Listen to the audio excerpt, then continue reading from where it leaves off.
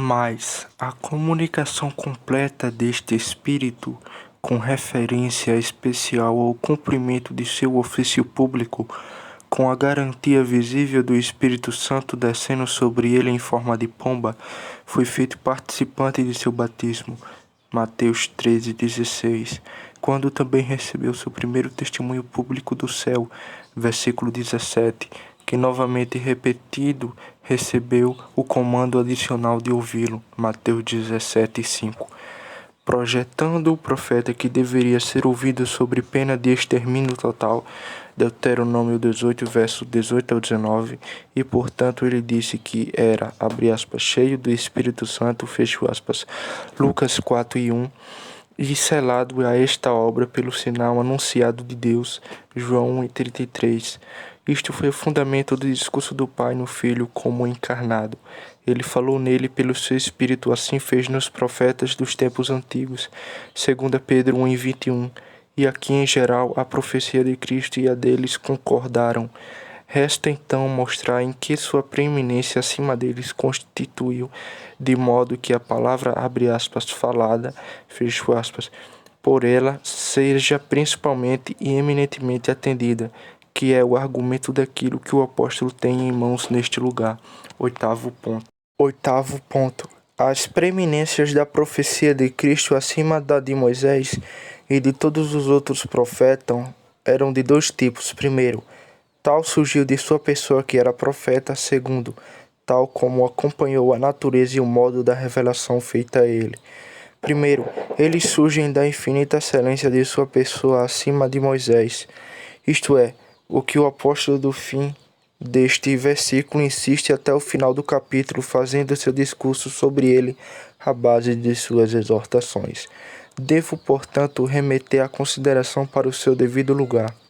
Segundo ponto, havia várias excelências que assistiram à própria revelação feita a ele, ou sua profecia como tal, porque, primeiro, não recebendo o Espírito por medida, João 13:34, como todos fizeram, ele lhe deu inteiramente uma compreensão de toda a vontade e mente de Deus, quanto ao tudo o que ele teria revelado de si mesmo, com o ministério da nossa salvação e com toda a obediência e adoração que, neste mundo, exigiria de sua igreja.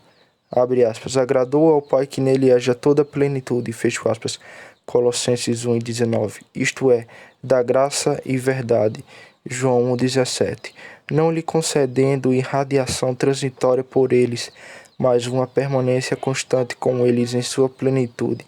Todos os, abre aspas, tesouro da sabedoria e do conhecimento, fecho aspas, que estão escondidos nele, Colossenses 2:3, como seu lar e lugar adequado, que os fez, abre aspas, deleitar-se no temor do Senhor, fecho aspas, Isaías 11 e verso 3. Todos os mistérios do conselho entre o Pai e a palavra eterna para a salvação dos eleitos, com todo o caminho pelo qual se cumpriria por meio de seu próprio sangue, lhe eram conhecidos, como também foram todos os limites e toda a extensão da adoração de sua igreja devia render a Deus, com a ajuda do Espírito que lhe seria concedido para este fim e propósito. Por isso, a única razão pela qual ele não revelou imediatamente a seus discípulos o conselho inteiro de Deus, não porque todos os tesouros dele não estavam comprometidos com ele, mas porque não podiam suportar outra comunicação senão a gradual que ele usou para ele, João 16:12. Mas ele mesmo habitava no meio desses tesouros, olhando para o fundo deles. Todos os outros profetas, mesmo o próprio Moisés, recebendo suas revelações por irradiações transitórias de suas mentes, não tinham nenhum tesouro de verdade que habitasse neles, mas aprendiam apenas aqueles particular em que foram iluminados e que não claramente nem em sua plenitude e perfeição, mas em uma medida compatível a eles. 1 Pedro 1, do verso 11 ao 12. Portanto, dize do Espírito que, abre aspas, repousa sobre ele, fecho aspas, Isaías 11, do verso 2 ao 3, e, abre aspas, permanece sobre ele, fecho aspas, João 1:32, que apenas em um ato transitório afetou as mentes de outros profetas e por um movimento real que não tinha uma fonte habitual em si mesmos, fez com que ele falasse ou escrevesse a vontade de Deus, como um instrumento de música dá um som de acordo com a habilidade daquele que o toca, e somente quando é usado. Assim, segundo ponto, os profetas que receberam suas revelações como se fossem por número e história do Espírito Santo, quando eles falaram ou escreveram o que, em particular, em qualquer época receberam dele, não puderam adicionar uma palavra ou sílaba da mesma infabilidade e autoridade com que receberam assim.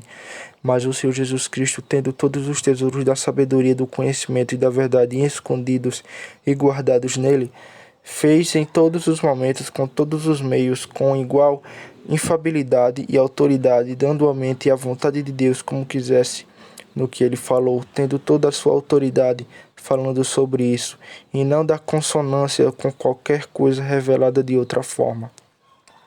Terceiro ponto. Os profetas dos antigos eram tão poucos instrutivos em receber e revelar a vontade de Deus, sendo apenas servos na sua casa. Hebreus 3:6, para o bem dos outros. 1 Pedro, capítulo 1, verso 11 ao 12, que não vieram ao fundo das coisas reveladas por si mesmos, e portanto leram e estudaram diligentemente os livros daqueles que escreveram antes de seu tempo. Daniel 9:2, e meditaram sobre as coisas que o Espírito proferiu por si mesmos, para obter um entendimento delas. 1 Pedro 1:10 ao verso 12.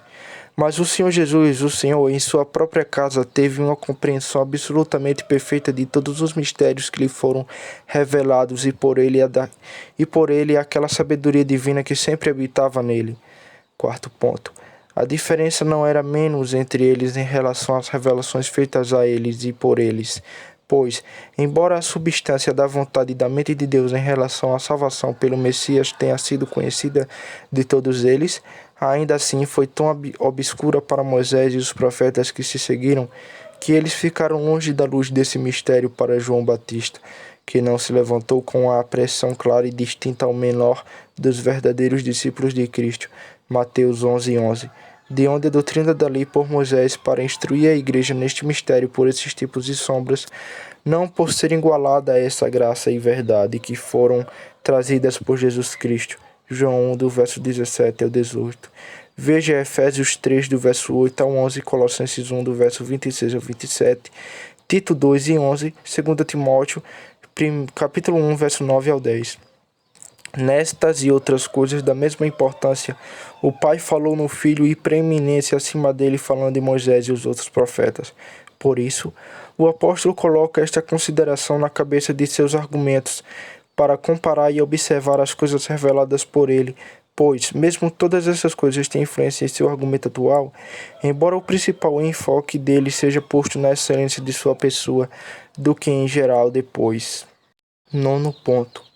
Ainda devemos observar que os judeus com quem o apóstolo teve que lidar tiveram a expectativa de um novo sinal e revelação final da vontade de Deus, feita pelo Messias nos últimos dias, isto é, do seu estado de igreja sobre a lei.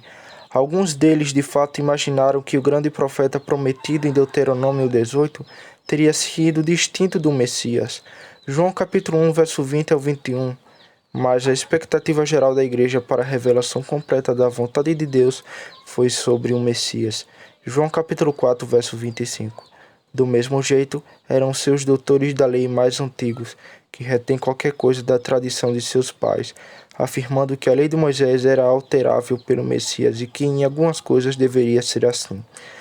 Maimonides é o líder da opinião da eternidade da lei, cujos argumentos são respondidos pelo autor de Stephen Incarni, líder capítulo 13, e alguns deles por Narkshamines. Por isso é estabelecido como um princípio em Neve Shalom, abre aspas, o reinado do Messias será exaltado acima de Abraão, será exaltado acima de Moisés, sim, e dos anjos ministradores, fecho aspas.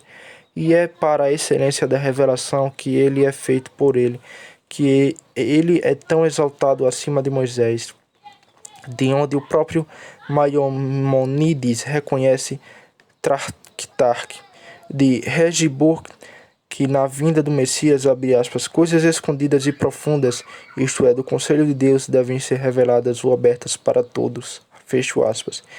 E essa persuasão eles construíram na promessa de uma nova aliança a ser feita com eles, não como uma aliança feita com seus pais, em Jeremias 31, do verso 31 ao 34.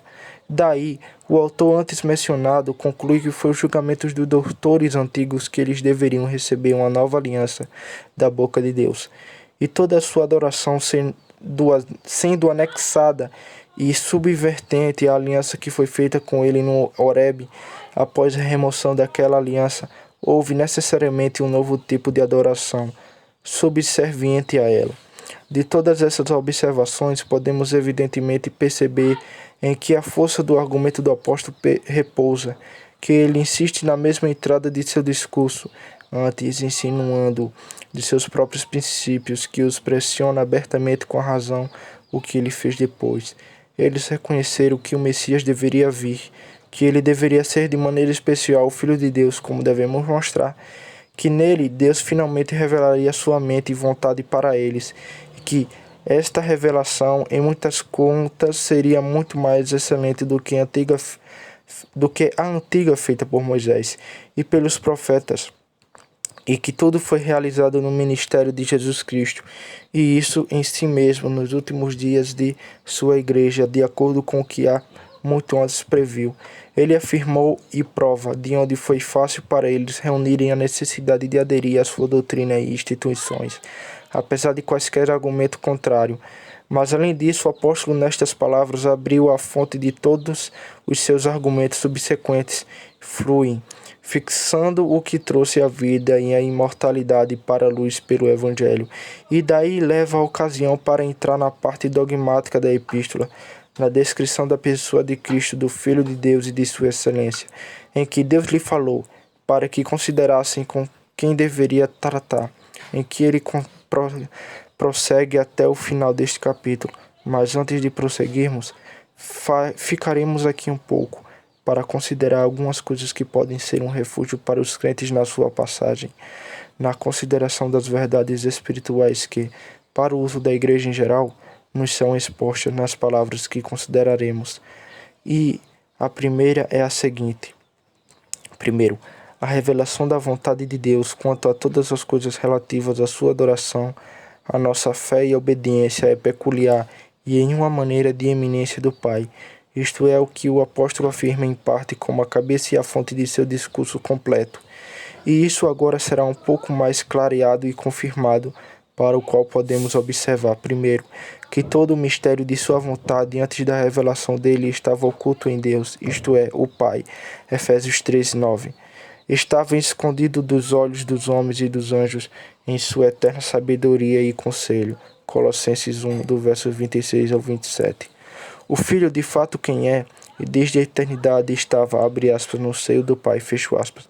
João 1,18. Como um deles. Seu eterno deleite e sabedoria, Provérbios 8, versos 29 ao 30, foi participando dele neste conselho, versículo 31, como também o seu Espírito Santo, eterno, que busca e conhece todas as coisas profundas de Deus, 1 Coríntios capítulo 2, verso 10 ao 11. Mas, no entanto, a acessão e a origem deste mistério estavam no Pai, pois a ordem de agir na Trindade abençoada segue a ordem de subsistência. Como o Pai, portanto, é a fonte da Trindade quanto à subsistência, assim também quanto à operação. Ele tem vida em si mesmo e dá ao Filho ter vida em si mesmo. João 5:26. E ele faz isso comunicando-lhe a sua subsistência pela geração eterna. E daí diz o Filho, abre aspas, como meu Pai trabalha, então eu trabalho, fecho aspas. Versículo 17. E o que ele vê o Pai fazer, o Filho também faz, versículo 19. Não por imitação ou repetição de obras semelhantes, mas na mesma obra em ordem de natureza, e a vontade e a sabedoria do Pai prosseguem. Assim também é em relação ao Espírito Santo, cuja ordem de subsistência denota a de sua operação.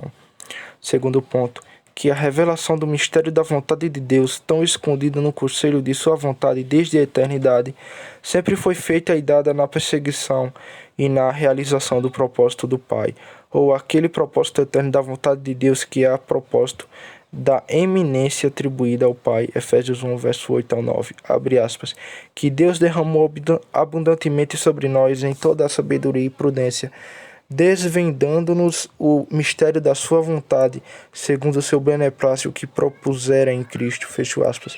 É o Pai de quem fala, versículo 3, abre aspas, bendito seja o Deus Pai de nosso Senhor Jesus Cristo, fecho aspas.